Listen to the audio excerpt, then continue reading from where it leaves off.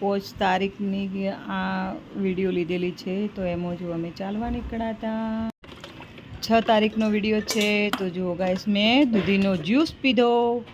જુઓ મારા જેટલી કોઈ હિંમત કરી શકે. હું કેવો ગટગટાવી જઈને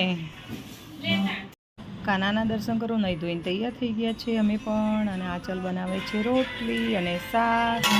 તો હવે અમે જમી લઈશું. તો ગાઈસ, હું રોજે રોજ બરફની માલિશ કરું છું. મારા મોઢા ઉપર બરફ ઘસું છું. પછી મેં બરફ કાઢી નાખ્યો અને લગાવું છું સનસ્ક્રીમ. નહીં ધોઈને તૈયાર છું. તો ગાઈ જુઓ, હવે અમે જમવા બેઠા.